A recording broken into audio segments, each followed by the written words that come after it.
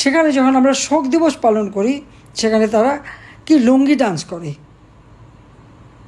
মানুষ কত বড় অমানুষ হলে এটা করতে পারে। তো এরা যে অমানুষ তার প্রমাণ তো আপনারা পেয়েছেন। এই যে এখন আমরা যেটা শুনলাম যে একজনের কান কামড়ে নিয়ে যায়, এরা কি আসলে কি মানুষ, নাকি ড্রাগ অ্যাডিক্টেড, নাকি কি এটা কোনো পশু হয়ে গেছে? আওয়ামী লীগের নেতাকর্মীদের সম্পূর্ণভাবে ধ্বংস করে দিয়ে আওয়ামী লীগকে নিশ্চিহ্ন করবে। আওয়ামী লীগ তো ভেসে আসা দল না। আওয়ামী লীগ কোনো অবৈধভাবে ক্ষমতা দখলকারীর পকেট থেকে আওয়ামী লীগের জন্ম হয় নাই, বা 5 স্টার হোটেলেও আওয়ামী লীগের জন্ম হয়নি। শোষিত বঞ্চিত মানুষের ভাগ্য পরিবর্তনের জন্য, তাদের ন্যায্য অধিকার প্রতিষ্ঠার জন্য আওয়ামী লীগ 1949 সালে প্রতিষ্ঠা লাভ করে, যখন এই এখনকার কোনো দলই ছিল না। তাহলে আওয়ামী লীগকে কীভাবে তারা ধ্বংস করবে? হ্যাঁ, আইয়ুব খান, এআইএ খান, জিয়াউর রহমান, এক খালেদা জিয়া সবাই চেয়েছে আওয়ামী লীগ ধ্বংস করতে, এরশাদ সবাই চেয়েছে। কিন্তু আওয়ামী লীগ এদেশের মাটি মানুষের সংগঠন। আজকে শুধু একটা রাষ্ট্রের 3টা প্রতিষ্ঠানই ধ্বংস করেনি, এমনকি আমাদের স্বাধীনতা সার্বভৌমত্ব যারা রক্ষা করবে, আজকে তাদের সাথে কী আচরণ। সিভিল প্রশাসনে আপনারা দেখেন, প্রিন্সিপাল সেক্রেটারি, ক্যাবিনেট সেক্রেটারি থেকে শুরু করে সমস্ত অফিসার একে একে তাদের বিরুদ্ধে মিথ্যা মামলা, হয়রানি, অনেকে গ্রেপ্তার, জেলখানায়। ঠিক সেনাবাহিনী সশস্ত্র বাহিনী তারাও রেহাই পাচ্ছে না। এই কয়েকদিন আগে আপনারা দেখেন, 2 দিন আগেই কি সেনাবাহিনীর কয়েকজনের বিরুদ্ধে ওয়ারেন্ট ইস্যু করবে, তাদেরকে বিচার হবে। কি কোথায় বিচার হবে? আইসিটিতে। আইসিটিটা কি? স্বাধীনতার পর জাতির পিতা সংবিধান যখন প্রণয়ন করলেন, সেই সংবিধান ভিত্তিতে নির্বাচন হলো। সেই নির্বাচন 1973 সালে।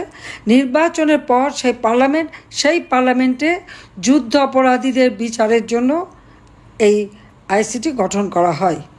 এটা পার্লামেন্টের আইন দ্বারা গঠিত। কাদের জন্য বিচার?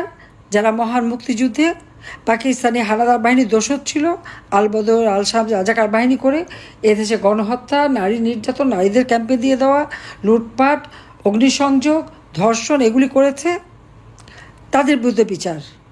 সেই বিচার শুরু করেছিলেন জাতির পিতা ইউনূস। যখন জিয়াউর রহমান অবৈধভাবে ক্ষমতা দখল করে সেই বিচারের কাজ বন্ধ করে দেয় এবং যে 11,000 বন্দী ছিল তাদেরকে মুক্ত করে। পাকিস্তানি পাসপোর্ট নিয়ে গোলাম আজম পাকিস্তানে চলে গিয়েছিল, তাকে ফেরত নিয়ে আসে বাংলাদেশে। এটাই হচ্ছে দুর্ভাগ্য শুরু। জামাতে ইসলামী ব্যান্ড ছিল বাংলাদেশে, জিয়াউর রহমান তাদেরকে রাজনীতি করার সুযোগ দেয়। সংবিধানে 12 অনুচ্ছেদ এবং 38 অনুচ্ছেদ আর্থিক সংশোধন করে এদের ভোটের অধিকার এবং সংগঠন করার অধিকার ফিরিয়ে দেয়, এবং বাংলাদেশের আদর্শ বিচ্যুত করে গিয়েছিল এই জিয়াউর রহমান, এবং তারই পদাঙ্ক অনুসরণ করে আজকে ডক্টর মোহাম্মদ ইউনূস। সেই আইসিটিকে তারা আজকে কে সংশোধন করেছে? যে ইউনূস ক্ষমতা দখল করেছে তার কোনো সাংবিধানিক ভিত্তি নাই, জনগণের ম্যান্ডেট নাই, শুধু অস্ত্র আর অর্থ, আমেরিকার ডিপ স্টেটের অর্থ, ইউএস এইডের অর্থ এবং ইহুদি ধনকুবের সোরসের অর্থ দিয়ে, এবং নিজে যে গ্রামীণ ব্যাংক, গ্রামীণ ফোন এবং গরিবের রক্তচোষা টাকা সব বিদেশে পাচার করে 6,000 টাকা বেতনের একজন এমডি ছিল ডক্টর মোহাম্মদ ইউনূস। গ্রামীণ ব্যাংকে চাকরি করতো, 6,000 টাকা বেতনের চাকরি 1990 সালে পেয়েছিল। সে বিলিয়ন ডলারের মালিক সারা বিশ্বে। বাংলাদেশে তার 5,000 কোটি টাকার মতন তার ফিক্সড ডিপোজিট, বিভিন্ন নামে কল্যাণ ফান্ড, টেলিফোন, এটা সেটা করে 9-6 করে হাজার কোটি টাকা তার ফিক্সড ডিপোজিট, এবং শত কোটি টাকার মালিক। 3টা ব্যাংকে তো 118 কোটি টাকা, তারপরে আরও অনেক আছে। এই যে শত কোটি টাকা কোথা থেকে পেল, তার জবাব কি ইউনূস দেবে বাংলাদেশে? তাকে তো দিতে হবে। আজকে সেই অর্থ ব্যয় করে, এবং কিছু মানুষ তো বিভ্রান্ত হলো, এখন সাথে আজান দিয়ে পড়লো, সে ক্ষমতা দখল করলো।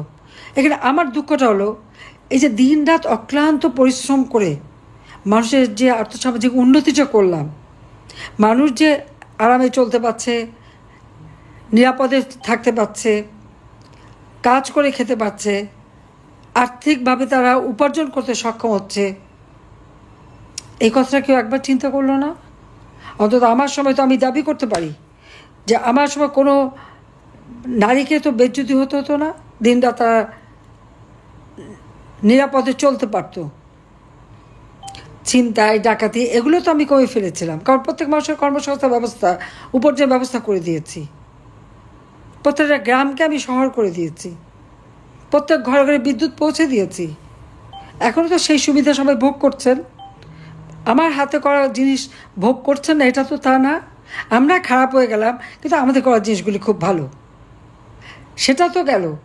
এখন কি করছে, আমাদের স্বাধীনতা সার্বভৌমত্ব রক্ষাকারী যারা, তাদের বিচার করবে যেখানে আমরা স্বাধীনতা বিরোধীদের বিচার করেছি। এটা কি ধরনের কথা? সশস্ত্র বাহিনীর জন্য কিন্তু আর্মি অ্যাক্ট আছে, সেনাবাহিনীর নিজস্ব আইন আছে, এবং যদি কেউ সশস্ত্র বাহিনী কেউ যদি অপরাধ করে, তাহলে আর্মি অ্যাক্ট অনুযায়ী সেই বিচার এবং তদন্ত তারাই করবে। এখানে কিন্তু অন্য কোনো সুযোগ নাই। কিন্তু আজকে আমরা কি দেখি, সেই আর্মি অ্যাক্ট বাদ দিয়ে রেখে কোনো কথা নেই, বার্তা নাই, সিভিল প্রশাসনের অফিসারদেরকে গ্রেপ্তার করে যাচ্ছে। যেখানে আমরা 1998 সালের যে ফৌজদারি কার্যবিধি, এবং সেখানে 197 ধারা অনুসারে, মানে সামরিক বা অসামরিক, অর্থাৎ সিভিল প্রশাসন বা সামরিক প্রশাসনের কোনো ব্যক্তি বা কোনো কর্মচারী কেউ যদি কোনো অপরাধ করে, তাকে যদি গ্রেপ্তার করতে হয় তো সরকারের অনুমোদন লাগে। এখানে কোনো অনুমোদনের বালাই নাই। অবশ্য অনুমোদন নেবে কেন? কারণ সরকারি তো অবৈধ, ইউনুস তো অবৈধ, সেই জন্য বোধহয় তারা নেওয়ার প্রয়োজন মনে করে না, এটা আমার ধারণা। কিন্তু তাদেরকে নেবার অধিকার আছে। যখন আমরা আইসিটিতে যুদ্ধাপরাধীদের বিচার করি, তাদের ডিফেন্সে যাওয়ার ছিল। এই যে এখন যে চিফ প্রসিকিউটর তাজুল, সে কোথায় ছিল? সে তো ডিফেন্স গ্রুপে ছিল। চেয়ারম্যান সেও জামাতের, প্রসিকিউটর জামাতের, বিচারক, আইনজীবী, তার চিফ প্রসিকিউটর সবই জামাতের। মনে হয় জামাতেরই একটা রাজত্ব সেটা। আর ইচ্ছা মতো আইন পরিবর্তন। একটা আইনে বিচার কাজ চলছে, চলমান বিচার অব্যাহত থাকতে ওই আইন আবার কী করে সংশোধন করলো? ওই একই কোর্টে আবার সংশোধন করে নতুন ধারা কিভাবে যুক্ত করে? এটাও তো বেআইনি। দ্বিতীয় কথা হচ্ছে, সংসদে পাশ করা যুদ্ধাপরাধীদের বিচারের আইন, সেটা কিভাবে শুধুমাত্র এক্সিকিউটিভ অর্ডারে সংশোধন করে তার বিচার কার্য চালাতে পারে? এটা তো চালাতে পারে না। সম্পূর্ণ আইসিটির বর্তমান যে অবস্থাটা আছে সংশোধনের পর, এটা তো কোনো আইসিটি থাকে না। সিআরপিসি অনুযায়ী যেখানে মামলা হয়, সেখানে আইসিটিতে বিচার হবে কিভাবে? আর যে ডিফেন্সে ছিল, সে কী করে চিফ প্রসিকিউটর হয়? এটা তো ব্রিচ অফ ট্রাস্ট। এটা তো সম্পূর্ণভাবে আইনের খেলাপ করা, মানবাধিকার লঙ্ঘন করা। যেখানে ক্যাপিটাল পানিশমেন্টের সুযোগ আছে, সেখানে এরা কি করে বিচার করে? তারা ইচ্ছা মতো করে যাচ্ছে। 29 জন সেনা অফিসারের বিরুদ্ধে তারা ওয়ারেন্ট ইস্যু করবে। কেন? কে অধিকার দিয়েছে তাদের? কার কাছ থেকে পারমিশন নিয়েছে? আর এটা করবার অধিকার তো তাদের নাই। যারা আমার স্বাধীনতা সার্বভৌমত্ব রক্ষা করবে, তাদের বিচার, যেখানে আমরা স্বাধীনতা সার্বভৌমত্বের বিরোধী যারা কাজ করেছে, স্বাধীনতা বিরোধী, তাদের বিচার যে কোর্টে হয়েছে, সেই কোর্টে বিচার করার অধিকার তো ওদের নাই। কিন্তু এখানে তো আজকে তো কোনো আইনের শাসন নাই। বিচার বিভাগ তো সেই আসিফ নজরুলের লেলিয়ে দেওয়া এবং ইউনুসের মেটিকুলাস ডিজাইন অনুযায়ী ওই ছাত্র নামধারী কিছু সন্ত্রাসী যে চিফ জাস্টিসের বাড়ি আক্রমণ করে, চিফ জাস্টিস সেখান থেকে কোনো মতে প্রাণে বাঁচেন। ইউনুস যে ক্ষমতা দখল করলো, 104 ধারা সম্পর্কে বলা হলো হাইকোর্টের মতামত। হাইকোর্ট কি কোর্ট বসেছিল? সেখানে কোনো আর্গুমেন্ট হয়েছে? সেখানে কোনো কথা হয়েছে? কথা তো হয়নি। সবই ভুয়া। আমার নামে যে চিঠিটা, সেটাও ভুয়া। আমি কোনো চিঠিও তার মানে রিজাইন করবে তো কোনো চিঠি দেয়নি তো আমি। এমনকি আমার সিগনেচার দেখাচ্ছে আমি পিজিআরের যে মানে একটা ভিজিটার বইতে সই করছি, সেইটা দেখিয়ে বলছে ওটা নাকি আমি সই করছি। তার মানে এর ইউনূসের আগামাথা সবই হলো ভুয়া। তাও যদি দেশটা ভালো চালাতে পারতো, ওই সুদখোর আবার দেশ চালাবি কোত্থেকে? সে তো মানুষের রক্ত চুষে খাওয়া অভ্যস্ত। ঘরে ঘরে হাহাকার, মাথা পিছু আয় কমে গেছে, জিনিসের দাম বেড়ে গেছে। ইউনূসটাকে খুব সস্তায় খাওয়াবে, খাওয়াচ্ছে না সস্তায়? আমি নাকি অনেক বেশি দামে খাওয়াতাম, এখন নাকি সব কিছু সস্তা। হ্যাঁ, তরি তরকারি যদি 100 টাকা দাম হলেও সস্তা হয়, বা কাঁচামরিচ যদি 300-400 টাকা দাম হলে সস্তা হয়, আমার কিছু বলার নাই।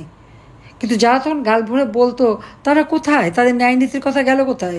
শেখ হাসিনা ক্ষমতা থাকলে খুব ন্যায় নীতির মানে বচন বের হয়, এখন বের হয় না কেন? এখন মুখে কুলুপটা কেন?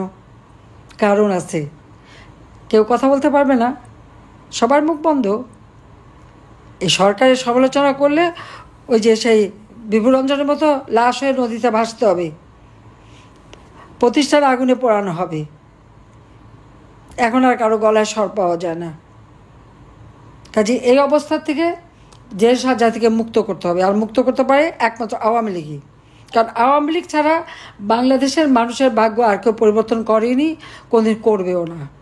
কারণ সবাই আসে লুটে খেতে, দুপয়সা কামাই করতে। আপনারা দেখেন না, সব বৈষম্যহীন রাজনীতি বলে বৈষম্যহীন আন্দোলন, এমনই বৈষম্য যে সব জায়গায় দলীয়করণ, প্রত্যেকটা জায়গায় আজকে দলীয়করণ এবং অর্থ সম্পদ বানিয়ে 6 মাসও যায়নি ইউনূসের সেই মানে সমন্বয়করা সব একেবারে নাদুস নুদুস হয়ে গেছে টাকা পয়সা বানিয়ে। আঙুল ফুলে কলা গাছ সবার, 100 কোটি টাকা বানিয়ে এখন 1000 কোটি টাকা স্বপ্নে বিভোর। দেশের কোনো উন্নয়ন কাজ নেই। আমি যে কটা কাজ শেষ করে আসলাম, যেগুলি শেষ হয়েছে সেগুলি করে করে ভাবা নিচ্ছে, অথবা আমি সেই কালুরঘাট রোড কাম রেল ব্রিজের সমস্ত ডিজাইন সব কিছু আমার করে দেওয়া, ভিত্তিপ্রস্তর স্থাপনের খুব বড় ঢেকুর। কোনো একটা কাজ তো করতে পারেনি, করবে না তো তারা। দেশের উন্নয়ন চায় না, দেশের মানুষ আরও গরিব হলে পরে। ইউনূসের কথাই হচ্ছে, জিনিসের দাম যত বাড়বে, দেশের মানুষ যত গরিব হবে, তারা তাদের খাদ্যের মানে কীভাবে খাদ্যের সন্ধানেই এত ব্যস্ত থাকবে যে কেউ আন্দোলনে যাবে না। কাজেই মানুষকে যত কষ্ট দিয়ে তার ক্ষমতার মসনদ আরও নির্বিঘ্ন করা এবং কীভাবে থাকবে এই চিন্তায় সে বিভোর। কাজে এর হাত থেকে দেশকে রক্ষা করার জন্য যা কিছু আছে তাই এখন নামতে হবে। আর এই সশস্ত্র বাহিনী, আমি জানি না এদের কি মানে, আমি তো তাদের সব ধরনের ট্রেনিং থেকে শুরু করে সব থেকে আধুনিক ট্রেনিং দিয়েছিলাম। শান্তিরক্ষা বাহিনীতে আমার সময় 1 নাম্বার ছিল বাংলাদেশ, আজকে সেই বাংলাদেশ 3 নাম্বারে নেমে গেছে। আর যেভাবে সেনাবাহিনীকে ইউনূস ব্যবহার করেছে, তাতে তাদের ভাবমূর্তি আন্তর্জাতিকভাবে এবং জাতিসংঘে ওই সেক্রেটারি জেনারেলের যতই এনে টুপি মাথায় দিয়ে ইফতারি খাওয়াক, ভাবমূর্তি তো নষ্ট হয়ে গেছে। তাই ভবিষ্যৎটা কী, কতজন যে ফেরত আসবে তার ঠিক নেই।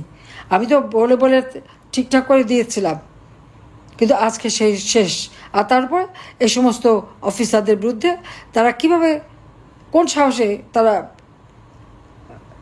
ওয়ারেন্ট ইস্যু করে? এত সাহস পায় কোত্থেকে? আবার সেটা প্রশ্ন। ওখানে কি এখন সাহসী লোক কেউ নাই? তাহলে দেশের স্বাধীনতা সার্বভৌমত্ব এদের দিয়ে রক্ষা হবে কীভাবে? ট্যাঙ্ক কিনে দেওয়ার থেকে শুরু করে বিমান বাহিনী, নৌবাহিনী, প্রত্যেকেরই তো আমি আধুনিক সরঞ্জামাদি কিনে দিয়ে, কোথায় সাবমেরিন থেকে শুরু করে MiG-21 পর্যন্ত দিয়েছি। সশস্ত্র বাহিনী যে করে সেই বঙ্গবন্ধু ট্যাঙ্ক কিনে দিয়েছে, তারপর আমি কিনে দিলাম।